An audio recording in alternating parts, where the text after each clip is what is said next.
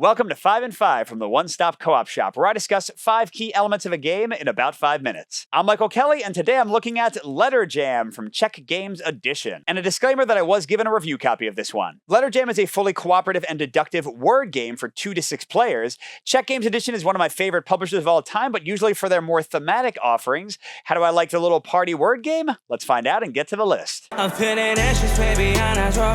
But I can't hold it now, my baby, I don't wanna know. So first at number 5, I want to discuss the accessibility of the game, which is a mix. On the negative side, I think this game is a little bit tougher to teach and understand, just kind of get a handle on than a lot of games with similar genre and weight, like Codenames or Just One, I think are much easier to throw down and explain in a moment. But on the positive side, once you get past all of that, it's actually a pretty easy game to teach and play. I've been playing it with my 9-year-old a ton, and he's having a great time. And one of the nice touches is that you can use more or fewer letters at the beginning of the game when you set up, which basically makes the game a lot easier or harder. So I like those options, and I like that the game can be fun and quick to get to the table. But again, you have that little hurdle to get over when you first play. And at number 4, I'm going up to a full pro, a big one, and this is focused on revealing your letters. So basically, you're trying to guess one letter at a time from clues being given to you, and at the end, you have what you think all the letters are, and you just rearrange them. And then, one player at a time, you flip them over, and you see what you have. And I just love this. First of all, it's a very simple and straightforward victory condition. You can add on scoring, but I don't play with that. Who cares?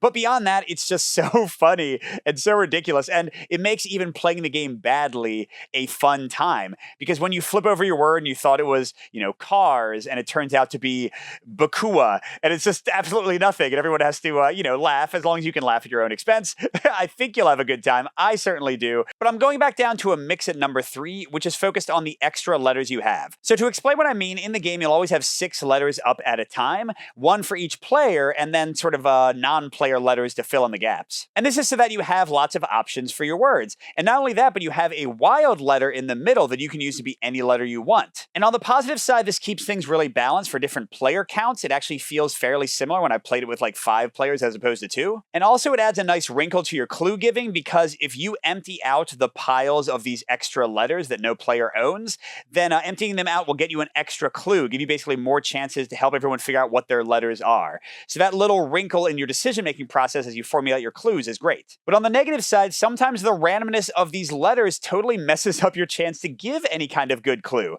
Like sometimes you'll just end up with a ton of consonants. And yes, they added in the wild letter to kind of get you out of that terrible situation, but because nobody knows what letter you meant when you use the wild letter, those clues tend to be terrible and not very useful in most cases.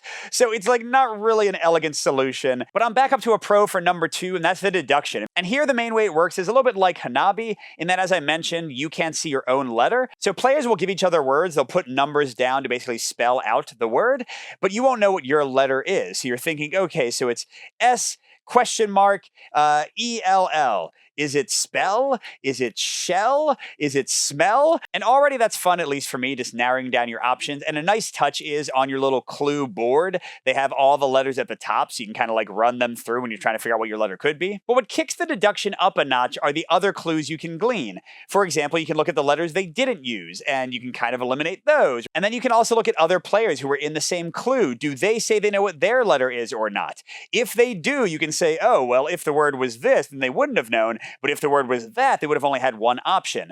So there's a little bit more permutation than you might expect in the deduction. And even if you mess it up, you get that hilarious reveal at the end where everything is wrong and everyone laughs. So I think it works out well either way. But the best part about the game, my number 1, a big pro, is the clue giving itself. Because it is such a challenge and can make you feel so clever. You're not just trying to figure out what the longest word is. You're not just trying to figure out like which letter, like in Scrabble, will fit on a double word score.